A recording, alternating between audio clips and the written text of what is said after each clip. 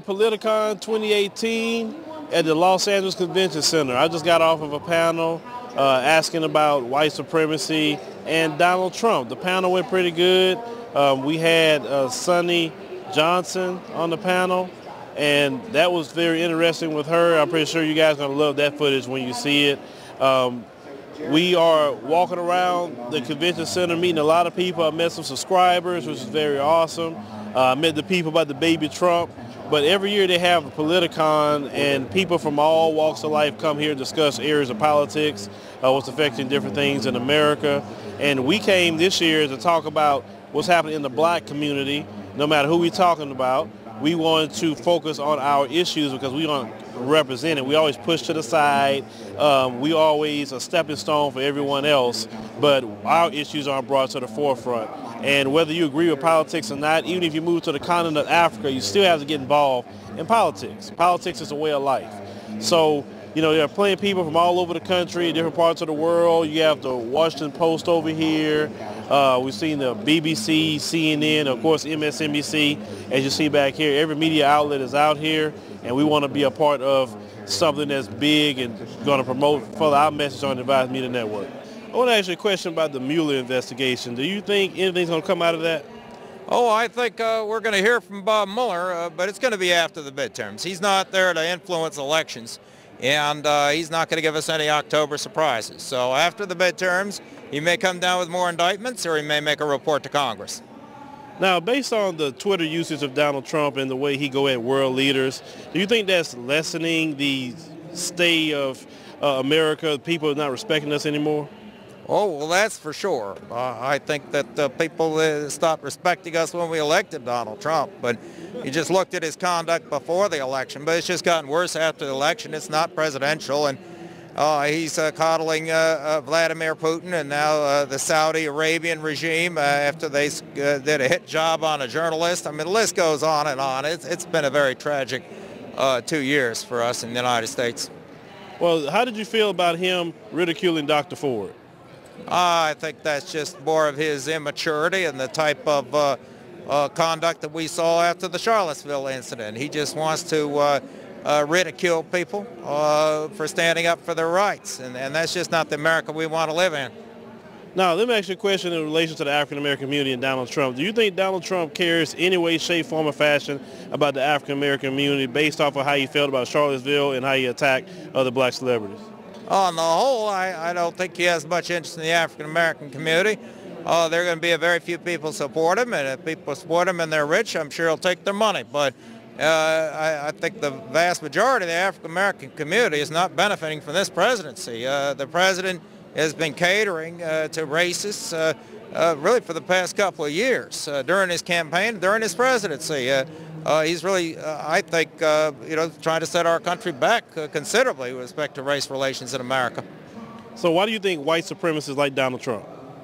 Because they're, the history's not on their side. Our country is a great country of people from all over the world. We're a diverse country. I think that, while voters made a bad decision in 2016, we're going to be coming out of this, and the white supremacists, the Ku Klux Klan, the alt-right, and the Nazis and those groups, they're going to be left further and further behind, and so they're grasping at straws, and he's been catering to them, and he's been paying attention to them.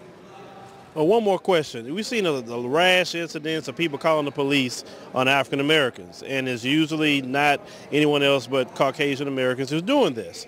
Why do you think this is happening now, and why are they weaponizing 911 to a point they're literally violating a lot of abuse laws? Well, I think that Donald Trump certainly encouraged this with a lot of his rhetoric and the notion that criminals are either Mexican Americans and people of color. He has implied that with his rhetoric. People like Stephen Miller, who work in this White House, have implied that, basically said that. And then, we do have this Me Too movement, and we have had some calls directed at African-American men by white women, and I think that's a very unfortunate result of the Me Too movement, because you go back to the Scottsboro boys in the 1930s, and we had these false accusations of sexual assault against the African-American men, and so we need to keep that in mind, and focus on facts and not always believe the woman or believe the man, but realize that African Americans are awfully falsely accused of crimes, and that's been going on for a long time in our country. Everyone, you know what this is, Jesse Lee Peterson, many videos. Jesse, now there was a quote that people are talking about you on social media about, was all the calls to 911 on black people. Yeah. Could you tell people they can hear from you? What's your opinion on that? I understand why they're doing it. White people, Hispanics, and most other cultures are afraid of black people. They don't trust them because most black people, not all, but most black people are very violent. And then they have almost been given permission to rob and rape and kill white folks because they blame them. And that's been going on for so long, and black people have not self-corrected themselves.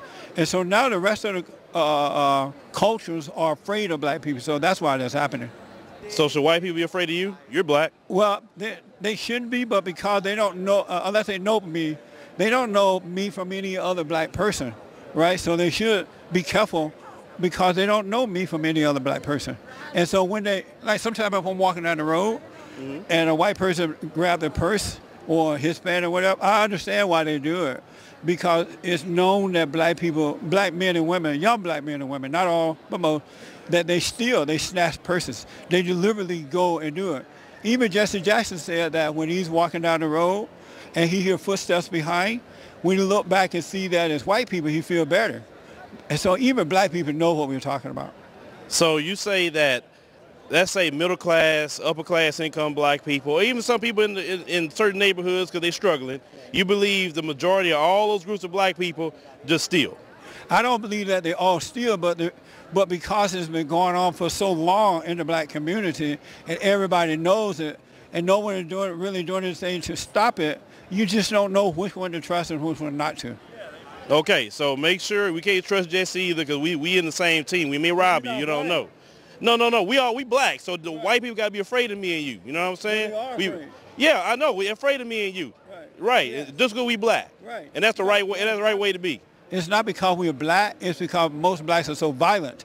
They're crime oriented, and they're not being corrected. It's not because of our color. It's due to the lack of more character, like a belief in God in the black community. Okay, so you're saying if we get a belief in God, then it's gonna make the white people. Right. Okay, we raise our kids right, get a belief in God, then white people gonna mysteriously just not be afraid of us. It won't happen right away, but eventually they will see that when black people have calmed down, they're not violent, they're not stealing, they're not carrying on like they did at one point, and then so they'll start to trust black people again. Even black people don't trust black people. You don't trust no black people? I mean, as far as safety is concerned, when you're driving through the hood or even if you're at an all-black event, there's a sense of nervousness that some fight gonna break out or just some black person gonna act up. And so you hear that from black people about other blacks all the time. Black people say, I don't even go to mostly black events, like at a fair or some party, because they know some fight is apt to start up. I was at a Taste of Soul yesterday. A lot of black people, nothing started up. But let me ask you a question. Let me ask you a question. Jesse, wow. Let me ask you a question. Y'all already know about me and Jesse, we had our rounds. So, Jesse, you think I'm violent? I don't know for sure, but since I know that you're not the head of your wife, then you have the potential of being violent. Do you have a wife? No. Okay, so how you can comment on marriage when you have a wife? Well, Christ didn't have one either. He commented on marriage. So you're saying you're Christ? I'm his son. I'm his brother. He's my brother. And so I know right from wrong. You don't need to be married to know right from wrong. Common sense comes from God. And so you don't have to be married to know right from wrong. And most of the time when someone asks you, are you married? It means that you're right, Jesse, I'm not the head of my wife. Because if you were the head of your wife, you wouldn't ask that question. And yet Jesse always talk about that, but he don't live in my house. But see, I give Jesse a pass because I respect my elders. But I don't trust Jesse either. I don't trust Jesse either because he black. Your wife. I am definitely the head of my household. I asked about the house. The wife is the head of the house. Are you the head of your wife? The household means the wife, children, dog, bills. It means it all. Are you the head of your wife? Jesse, do you have dementia, brother? Are you the head? You didn't answer that question yet. I didn't ask you about the house. I didn't ask you about the dog. I didn't ask you about the finance. I asked you about your wife only. I think Jesse, you developing dementia, brother. Come on now, you're asking the same question and you're not answering. You know, or do you have a listening issue, my brother? I don't care about you, Jesse. I'll listen this time. Are you the head of your wife? I'm the head of my complete household. Wife, children, dog, bills, everything. I didn't ask. That's not the question. Are you the head of your wife? Jesse, you ever hearing problem, my brother? You're not answering the question. How many of y'all heard me say that of everything? How many people heard me say it? I didn't ask about everything. Okay. See, they don't agree with you. You don't agree, right? See, they don't agree with you. We got to wrap it. All right, everybody. Jesse Lee Peterson. We'll do a round for another time. You didn't answer the question. Yes or no question. Thank you. Are you the head of your wife? And the answer, but the man is supposed to be the head of his wife. Did you hear me say I'm the head of my household? Wife, children. Okay, if you're not head of your children, then what are you? You said household means everything. Beta. Oh, nice. Beta. Now, we can't even talk if you don't have a woman, Jesse. Yeah. Make sure you air this, all right? Oh, we're airing it. We're airing it. All right, Jesse. We'll get another time. Michelle, you with the Women's March, correct? No, I am a professor of law at Stanford Law School, and I'm the chair of the Enough is Enough Voter Project, which is affiliated with Women's March. Okay, so can you explain to people what is Enough is Enough? The Enough is Enough Voter Project is a political action committee that is focused on holding elected officials accountable for sexual harassment, sexual assault, domestic violence, and other violence against women. Okay, and that's something that's very, very important. I have daughters, so if anyone would touch any of my daughters or my wife, I'm not going to say on camera how I respond to that. Right. But we see people that's being accused of different things, Right. and we're seeing that it's being projected in the media as like a conviction instead of an accusation. Now, how do you feel about that in due process? What we are doing is holding elected officials accountable, for example, when they don't take the issue seriously. For example, when they don't vote the right way. They don't vote in support of the Violence Against Women Act, or when they don't vote in support of extending the statute of limitations so that we can prosecute people who are caught under DNA evidence when we clear the rape kit backlog. So we're looking at policy issues as well as accusations. In terms of individuals who've been credibly accused of sexual harassment or sexual assault, in every case that the Enough is Enough project is targeting, there has been an independent investigation of some kind that, for example, an employment investigation or a state investigation that has investigated thoroughly the allegations and determined that the individual has done it. And in that instance, we feel that those individuals should not be in public office. There is no reason that we should have people in public office who have been multiply accused by many women of sexual harassment or sexual assault. They've been investigated by the state or by their employer. They have been found to have done it, and yet they are still holding public office. So we're informing voters about that and asking them to go to the polls and hold those people accountable. Okay, now, so do you label yourself more progressive, feminist? How do you label yourself? Yes, this is a feminist, definitely, a feminist political action committee. But of course, men and boys and transgender people are also victimized by sexual harassment and sexual violence. So although many women are victimized and many women are legitimately angry about that, this is not an issue that only affects women. At all. So 1 in 5 college women will experience sexual violence, and 1 in 15 college men will also experience sexual violence. So this is an issue that affects sons as well as daughters. And all people have the right to be treated with dignity and respect. And we believe that no one should hold public office who has engaged in behavior like that. For example, one of the individuals who has a campaign, well, let me start that over. One of the individuals where we are engaged in a campaign is a former basketball coach, high school basketball coach in Tennessee. His name is David Byrd. He was accused by 3 different women of having sexually abused them when they were teenagers and played on his team. That individual does not even deny that he did it. And he's been asked by the media multiple times, and he does not deny it. He just says he hasn't done anything recently. that individual should not be an elected official. And so we are encouraging women to take all that anger that they felt when they went to the Women's March and take it to the ballot box with them and vote no on people like David Byrd in Tennessee. Now let me ask you a question. What is the Me Too movement, feminist position on children that's being abused in school by teachers, principals, etc.? Well, that's terrible. Obviously, that's what I was just saying. I'm an educator myself. I teach at Stanford University. I think that the obligation of an educator to provide a safe place to learn for all their students is extremely important. And I think that when you have individuals like teachers who are sexually assaulting, abusing, or harassing students, first of all, they need to be investigated, and if it is substantiated, they should be terminated. But second of all, the members of that school board, of that board of regents, of the state legislature of that state, the governor, whoever it is at whatever level of education that's occurring, they need to be accountable to make sure that that behavior stops. And that is what we're saying is it's not enough to march, we have to vote. We have to vote on this issue. Our goal at the Enough is Enough project is to make violence against women and sexual harassment a voting issue. And we think that when people vote on the issue, that's when we're going to see change. So it's a right and wrong issue, right? Absolutely. This is not about right and left. This is about right and wrong. Okay.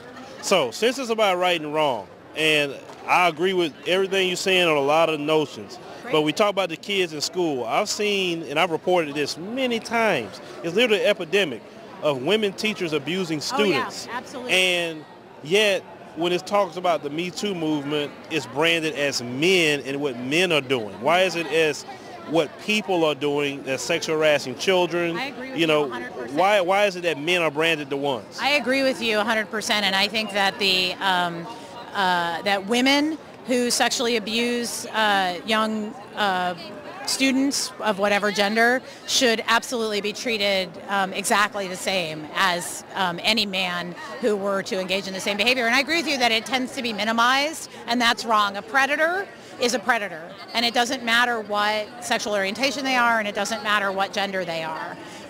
Statistically speaking, it is true that more of these offenses tend to be committed by men against girls than the reverse, but when the reverse happens, they absolutely should be prosecuted, terminated, incarcerated in exactly the same way in both instances. I couldn't agree more with you. Absolutely never acceptable to sexually victimize any student or any child of any gender ever. I got one last question for you. Even Tamika Mallory has stated this many times before with the Women's March. Black women in particular, they feel left out in a lot of instances with the feminist movement. They feel it's something that only benefits white women and not black women.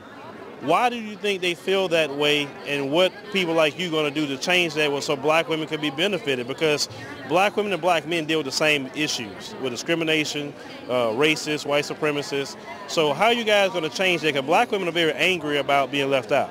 I think that is an incredibly valid point, and I think there is a history there in the feminist movement going back even to the suffrage movement, in which Ida Wells wanted to march with the suffrage movement, and she was told that she shouldn't be there or she should leave, and she marched anyway, which was fantastic. She's one of my heroes.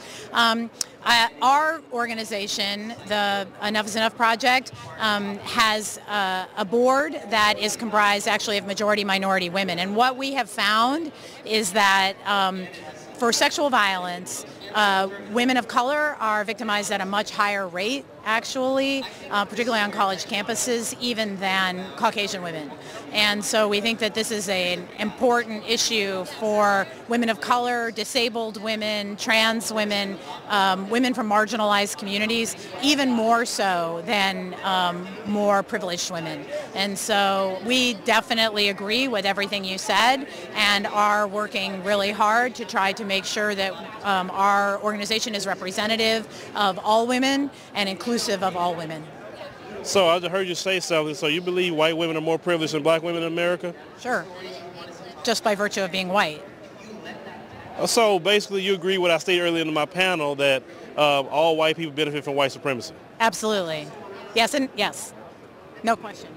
So what do you... They are not themselves white supremacists. They are benefiting from a system of white supremacy which goes back to the Constitution and to the founding of this country as a slave country. And so the legacy of white supremacy and slavery in America is such that even if you are not a white supremacist yourself, you have to understand that there has been a legacy of privilege from which, you know, all white people, myself included, have benefited. And so it's incumbent on us to try to do whatever we can to renounce that and to try to be good allies to people of color.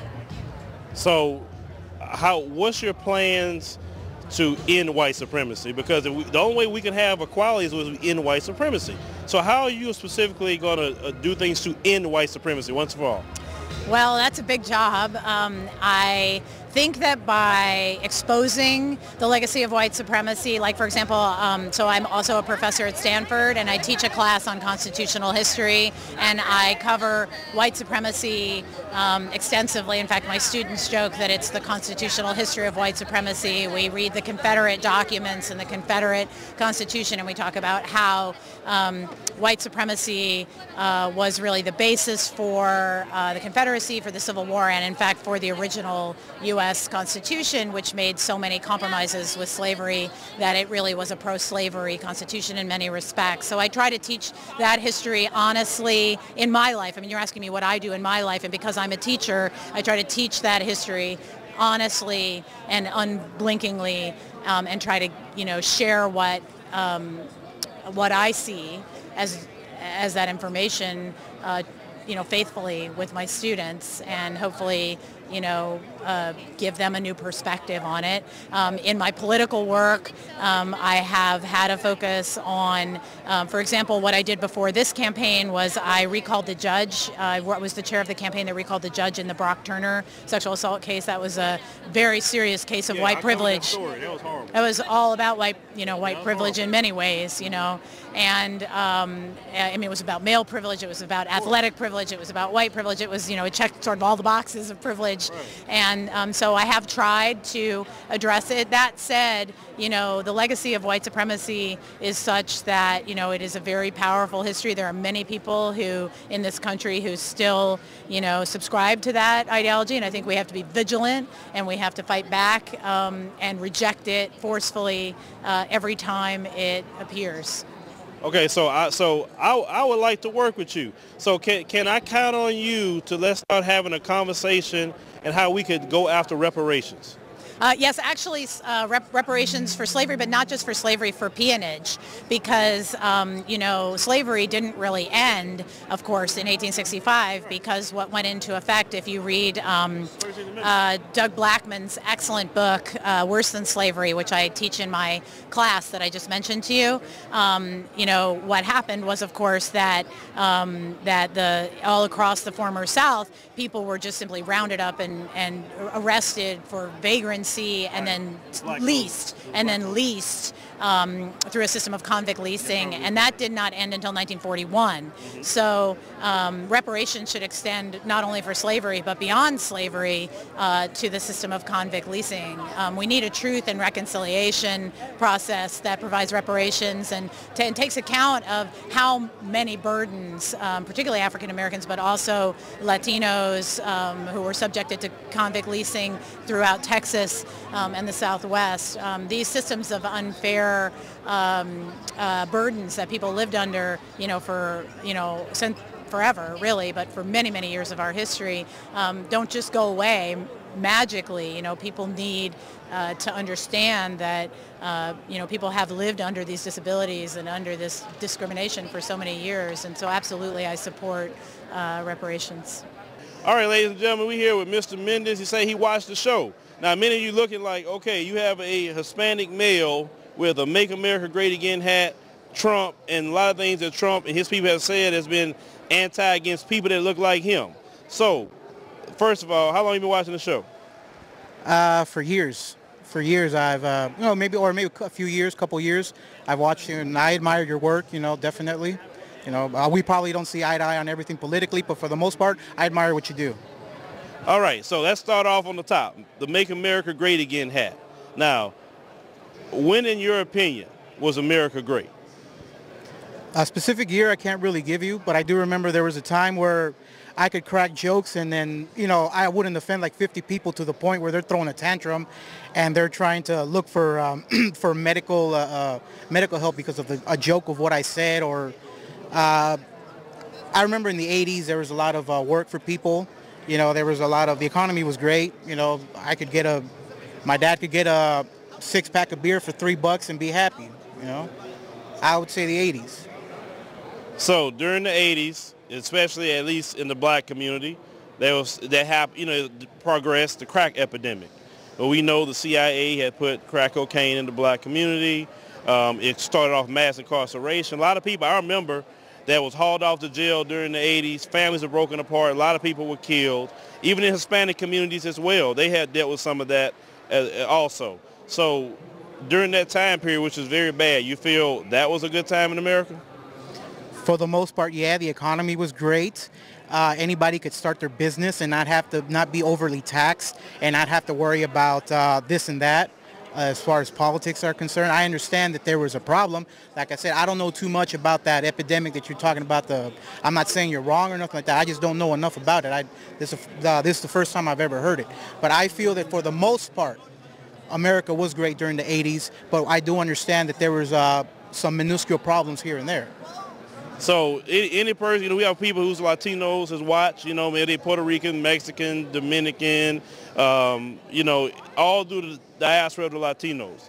So if they look at what you have on, and a lot of them, you know, maybe some of their families have been deported by Trump, just maybe on technicalities, and they could be angry looking at what you got on right now. What would you say to the Latinos right now that could be watching? I tell them they need to educate themselves. They need to wake the heck up. Okay, I personally feel that Democrats love to use minorities like me and like you to push their agenda. I mean, not to say that maybe there's some Republicans who are doing that well, but I don't trust Democrats. I think that they lie to my people. What my people want are their papers or citizenship. They promise it, they don't deliver. And with Republicans, for the most part, I could tell you they're in favor of legal immigration. They're not in favor of illegal immigration. And that's one of the reasons why I support them. And for my Latino community, I just got to say, you know, wake up, educate yourselves. So, earlier I think you told me you was from El Salvador, correct? My family's from El Salvador. I was born here. Oh, you first generation? Yes. Did your family, they've been here, so that means they came, what, legally or illegally? They were granted political asylum because they were fleeing El Salvador from the civil war that was going on during that time. So they were granted political asylum. Okay, so there are people that's fleeing right now from maybe Central America, and they want the same thing. Should that be granted, the same thing as granted to your family? Yeah, I think they should go through the proper channels. Yes, if they go through the proper channels. There's no war right now in El Salvador. There's no war in Nicaragua. There's no war right now going on, except little crap here and there. But that's something that their government needs to do. That's something that their government needs to fix, which they're not fixing. Okay, so if one of them is watching right now and looking at you, they say, build a wall, enforce the law, create jobs for all, 2016 Trump president, they will call you right now and say, man, he is a sellout to Latinos. How would you respond to that? I would say to stop drinking the leftist Kool-Aid, man, because that's information they're getting from the left. You know, the left pushes the agenda that black people and Latino are only Democrat. You know, that you can't be a Republican because you're representing the white man, I guess. And I'm against that. I'm against identity politics. I'm against that kind of mentality. You know, I may be a Latino, but I never use my skin color. I never for anything, for any kind of influence or for any kind of benefit. You know, I'm an American just like you, just like everybody else around. You know, and I think that we should be treated equally. Americans should be treated equally. All right, ladies and gentlemen, you heard it here from Mr. Mendez here. He stated his position. I'm pretty sure you guys, you know, in the Latino community, what you think about it, you definitely can leave your comment. You want to leave your email for people to contact you on this one in your community? Sure. theapostlesledge@gmail.com. All right, don't leave hate mail in my inbox. Send it to him. I ain't got nothing to do with that. I'm just the interviewer. This guy's the man. I love this guy. I admire his work, man, definitely. All right, we're here with Benny Bernal. He's running for Congress in the 29th District. Yes, sir. So, Benny, thank you for talking to us real quick. Tell people how you're going to help out the community, and I'm going to ask a question because all my audience is going to want to know, how are you going to help out specifically the African American community? Because we are in trouble in California. Absolutely, absolutely. Right now, the saddest part about, when you talk about African American community and even the Latino community is you have politicians that are in office right now who always want to use race as that issue. They use it for their own benefit to try to protect their own voter base. What I have been for the African American community in the northeast part of the San Fernando Valley, Los Angeles, Pacoima, North Hollywood, Lakewood Terrace, what have you, I have been a voice for the African American community. Anytime there's been an issue, they've come to me because the very politicians, the friends that I helped get elected into office, they always try to divide every issue based on race. Currently, we talked about an issue of a water tank, right? It's a water tank on top of Handsome Hills. 95% African American community. Individuals from the age of 70 to 95 that have their homes already paid off. Their homes are paid for, they plan on retiring there. This 2 million gallon tank is filled with toxic, it's called recycled water. What that is toilet water that's reclaimed, and they want to use it to irrigate the golf course, which is a few miles downhill. What happens is, in order to build this, they have to take surrounding homes. 100% of the homeowners that are going to lose their properties under eminent domain are African American, who are retired, who have invested $600,000, $700,000 in their homes.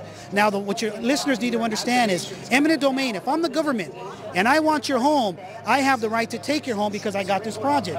But I only have to offer you fair market value. Because we plan on retiring and dying in our homes, we'll spend $600,000. Fair market value may only be $300,000, $350,000 in my community. So guess what the government is only obligated to give me? The $350,000. So I'm forced to leave my home where I plan to retire. I've invested $600,000 or more in my property. I'm getting half of what I've invested. Where am I going to go if I'm a retired senior? And this is regardless of race, but this is happening right now in the African American community. So they reached out to me. They asked me what I can do to help. What I found was that the process, which is called either a negative declaration or it goes through EIR, they bypassed the process so that the community had no input, no legal input. I saw that they failed there, so I spoke to their attorney and the leaders in that community. I said, challenge that issue. The fact that they broke the process of the EIR, and you're going to stop this project. So far, we've been successful. Let me ask you a question. The people that is spearheading this project, what are their political leanings? Well, the people who are behind the project right now, they're investors. What they've done is they own a golf course that's a couple miles down the road. So the waters, because of the water shortage that we have in California, now their plan is, and this is going to happen in all of our communities, yours and mine. It's not going to happen in other influential communities. It's called toilet to tap. So this is a project, this is a way of them reclaiming that toilet water, sending it down to irrigate the golf course, because it's so much money invested in that golf course. If they don't find a way to irrigate it, so that the grass can stay green, they're going to lose that project. Meanwhile, who's losing their properties? The African American community. So it's developers, it's special interests. If you look at politics, I always say, follow the money. Follow my campaign. You'll see I've only raised about $3,800, but by the grace of God, I'm here. Because it's the Lord that had me run for office. I was done with politics. I helped build a Latino political machine who always wants to divide us, put black against brown. I'm here to let your listeners know I will always be by your side. What's right is right and what's wrong is wrong. I always stand on truth. We may not agree 100%, like I said earlier, but hey, been married 25 years. We don't always agree, but hey, let's shake hands. Let's go have lunch and let's have a good conversation. But the people that approve the investors to do this, because the city council has to approve that, correct? City council, LA County, and a little bit of state assembly, but mainly city council. So you have city councilwoman Monica Rodriguez, and you have Nuri Martinez, who are supported and have been financed by the developers that have built that project. So they told the community from the beginning of day one, when the African American community first approached them, they said, I don't care what you think. This project is going forward. When they got us involved, now they stopped the project. Right now the project is delayed, and we're hoping to stop it completely. Okay, so the listeners can hear that and say, when the African American community approached the people, which is part of the Latino community, they're like, I don't want to hear you, but when you got involved, they stopped it. Do you see kind of where some people be like, oh, you see how we're being treated, and unless you step in, so when earlier you say it's not about race, but yes, it is about race in this country. Yeah. We have to be honest about that. This whole country divided that way. So why is it this lady did not listen to the concerns and only move when you spoke to her? Because at the end of the day, we talked about the numbers. When it comes, the only numbers they're concerned about is registered voters, the numbers that vote. They don't care about the population. So the majority of the district in our district, in her city council district, District 6 and District 7, the majority is Latinos and Anglo.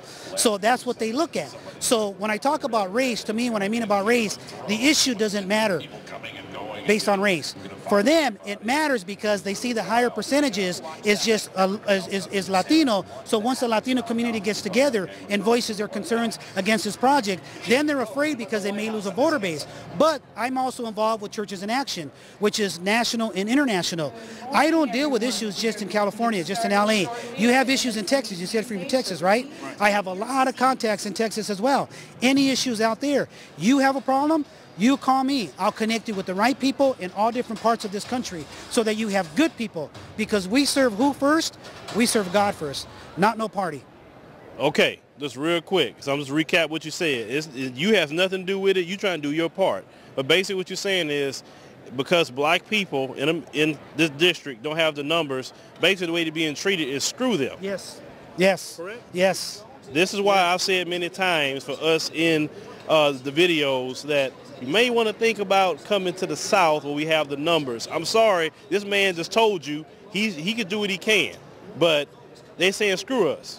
Yeah, but when I'm in Congress, I guarantee you, there's a reason why the Lord told me go after the head of the snake, take him out, because I voice my opinion. I'm not afraid to speak up. They've already did the death threats and everything on me, but like I said, I serve a God that has my back. So I'm here for you. Anything you need, like I said, reach out to me. You have my contact information now. Doesn't matter what state you're in. We'll try to put something together. All right, well, thank you, buddy. Thank you. Thank you. God bless you guys. All right, so we came around the corner, and we got this wonderful sister here saying she was watching the video, and I come around the corner. So tell everybody your name, sister, where you from? My name is Terry Morgan. I am originally from Warren, Ohio, but I'm living out here in LA now. I'm a IT professional, and every day at work when I'm moving computers and fixing computers, I'm watching him. That's awesome. So let me ask you a question. Do you like the live streams to watch them at work a lot better? Actually, I don't watch the live stream for some reason. I just get it on YouTube, and I'm able to go and watch all the different videos that come up, and so maybe I'll have to check out the live stream. Yeah, like, you know, the ones like afterwards, they're available and you can watch it later, because I have a lot of people at work that say, yeah, I watch them when I'm at work because I can't watch them when you're doing them, so it's a pass the time. Right. So yeah, I'll check out the live stream and see how that looks. Yeah, you got to get engaged in the whole platform. So how long you been watching? Actually, it's probably been about 4 or 5 months now. So I subscribed, and I've been watching them so much, and I said, let me subscribe and start supporting and start sending a little money here and there. So I'm going to try to help you out and support you, because I think it's important that we take a look at what's happening with our brothers and sisters and police violence and this whole idea of calling the police on black people for every little thing. It's getting to be ridiculous. Yeah, that's something that we want to talk to a lot of people about, is that they're weaponizing 911 and doing Jim Crow all over again with the process. How do you feel about seeing, you know, little kids even can't sell water or barbecue? I mean, what goes through your mind when you see all that? When are the tables going to turn where the people who are calling the police frivolously are the ones who end up going to jail or get a fine? They might stop doing that so often. Okay, so let me ask you a question. What's your solution to tell black people, how do we stop that?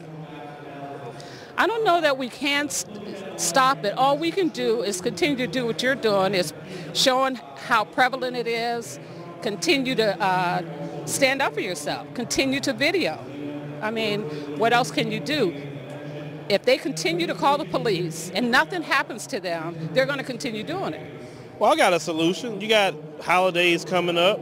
If we divest ourselves from certain holidays and say, like we did before, say we're not going to spend money and we're going to boycott certain things because you're so obviously supporting black people being, you know, harassed and oppressed. I mean, because economic boycotts work, don't you think? I do think so.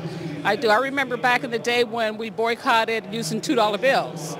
So I was a part of that. So I agree, totally. The other thing, I think, this whole thing about kneeling for the games. I think the fans should start kneeling. How about that? Instead of everybody, they're trying to penalize the football players or the teams. Then let the fans start kneeling.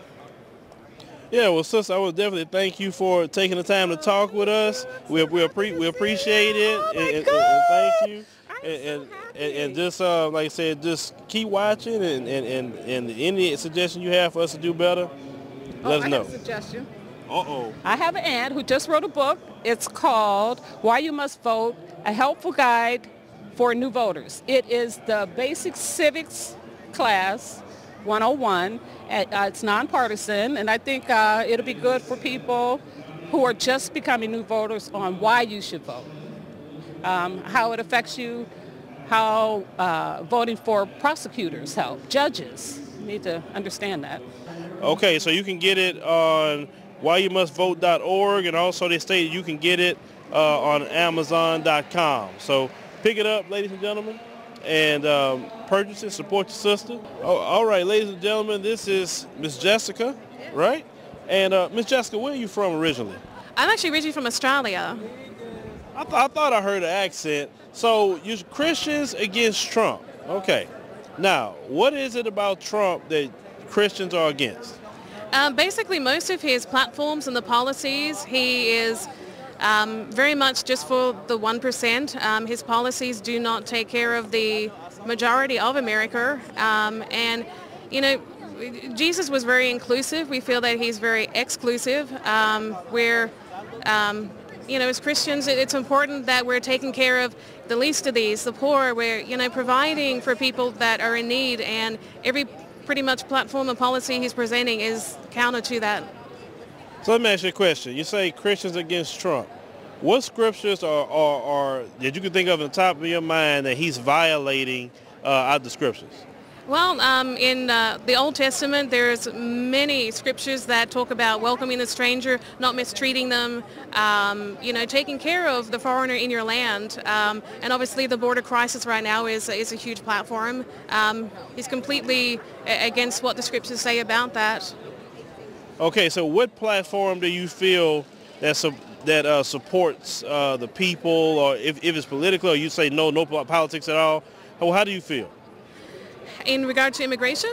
No. Like, do you believe the Democrats are better, independents, or just Christianity in general? Like, what's your position? Right. Well, the Democratic platform is very much more social justice orientated in regard to they do want to provide health care for all. They have fair and balanced immigration policies that they want to put forward. They do not discriminate against a person regardless of their gender, race, sexual orientation. In regard to you know, what Republicans like to push forward as entitlements, you know, they do try and take care of people when they're in need, and those platforms are very biblically based, and we support them. So we talking about the Bible, right? We sticking to the Bible. Okay. So according to the scriptures, and we see this is something that's pushed. We push a lot in the Democratic side, and please understand, I'm not a Democrat, Republican. I'm just for my community. They push abortion, okay? We have to admit that. Now, my community in particular, about 19 million black children have been aborted since the 70s. So why you think that, based on the Bible, when it says that thou shalt not kill, very simple, right? Not because you can't have a baby right now. We know that, you know, rape and incest, about 1% of the abortions happen because of that. Now, do you feel that that's in line with Christianity? Well, we do, because it's not just, it's not a narrow platform at all. It is very broad when it comes to being, you know, pro-life. As Christian Democrats of America, what we do believe is we believe in a 20-week agenda for that. But also, you know, once a child is born, you can't say that you're pro-life just at conception. Pro-life should also count for, you know, not being for capital punishment, You know, you got to actually, once a child is born, they have to be educated, they have to be fed, they need health care. So it can't just stop there. And I don't think it's right to focus just on abortion from that sense. That is not pro-life. That's not pro-life for all life. And when it comes to abortion, if you really truly don't want to see abortion, you need to support platforms that are providing contraception, better health care, helping women from an economic standpoint. And so that is the number one reason that women do cite for why they'll have an abortion is economic reasons. So if you're making it hard for women to sustain themselves financially, you're not providing contraception, how are you really fighting to reduce abortion? You can't just say it's wrong, you know, we're going to imprison women, which is, you know, obviously has been discussed in the past. So, well, we talk about the Bible, but don't we believe that, you know, God will provide for us, right? Oh, absolutely. But, you know, Jesus, as a Christian, Jesus actually never talked about abortion. He never once mentioned that. But didn't he say that I didn't come to destroy the law, I came to fulfill it? Absolutely. But, you know, the platforms that he did espouse and really pushed upon people was taking care of others. And you can't just focus on like one issue while ignoring, you know, the 20 issues that he did talk about. Well, I agree. It's a multiple platform of issues, but as a Christian, right, believing in the God, the scriptures, we have to follow the scriptures as deemed be. So the reason why I brought up abortion is because I love children. I have 4 children. You know, I'm be a granddad, so hey, it's great, right? Oh yeah. So I love babies, so that's why I asked that particular question. You know, definitely about the scriptures. I mean, because you could say that, okay, I agree with like some things the Democratic Party do. I agree with like helping others to get on their feet, but I don't want them to stay there, right? So then I can say, well, I agree with conservatives on some issues as well. That's why I say I'm more so in the middle. So do you think that maybe we should follow more of the scriptures than a party? Well, you know, as Christian Democrats of America, we do believe in separation of church and state, mostly because, you know, obviously there are different theological point of views. So you can't just pinpoint from one. You can't govern like that. And if someone's not a Christian, I'm certainly not going to impose my beliefs on another person. But, you know, when we're talking about, you know, abortion, the Democratic Party does take care of the economic standpoint. They do try and provide free contraception. They are trying to reduce abortions, and from a statistical standpoint, every Democratic president, abortions have been much lower under them. So if you're looking from, you know, you really have to look at history. So, okay, what are they doing differently than a Republican president? And that's where we stand from. You know, we don't agree with everything necessarily that the Democratic platform stands with, okay, but from a majority of the issues, our values do align more with Democrats. Okay, and okay, you said that because I think maybe we should push more of trying to get married before having all this unmarried, you know, sex, right? Absolutely agree with that. That would be the best way to prevent children that you don't want. Absolutely. All right, so we are at the end of the day. Politicon 2018 is our first time coming, as we stated before. I want to thank definitely Shirley Hussar and Urban Game Changers for inviting us to be a part of the panel, inviting us to be also at the Taste of Soul. That was awesome to connect with the people. As you see, we're in the beautiful Los Angeles. We got to debate with people. We got to interview people. We definitely had a back and forth with the guy from the Roots that was interesting, but it shows why they are played out and they're not relevant in the black community at all. But it was an experience that I feel most of us should get, because if we don't come to events like this and bring our agenda for the black community, we don't get a voice at all. And many people was like, wow, I haven't heard that kind of statement before from a black person. And understand something, when I go to these events, I'm representing hard as I can for the community. I'm representing because we don't get no kind of representation. And if you don't have a representation anywhere to speak the true agenda, we're not shucking and jiving, talking about we want Democrats and all that. Forget that. Well, you know good well Democrats ain't done nothing for us. We are about an agenda that's totally independent of a Democrat or some conservative. We are for the black community, the empowerment of the community, a community that's self-sufficient, a community don't need nothing from nobody. And that's a message that we have to promote. And yes, we have promoted, as you heard in the video, reparations. We got to get our reparations. You owe that. So, ladies and gentlemen, if you have a chance following next year, come to Politicon. We're thinking about maybe doing something on our own next time, and we'll do it in a different type of way and bringing some great speakers to be a part of our panels. We're just thinking about it, but let us know if you'd like us to possibly participate in this. It's something that we all should do and be acclimated in the political process, because everyone has their foot in the door. They want to be at the table. Black folks got to be there just as much as anybody else. But thank you for watching. I want to thank my subscribers who have met me here. Thank you for the new people I've met, and I appreciate you, coming up to me and doing different interviews. That was awesome. And if it's your first time watching this channel, make sure you subscribe. Click the like button if you like it, and leave a comment. And we appreciate you also, my longtime subscribers, for just joining us, going through our ups and downs. But we're going to keep representing the community strong as possible.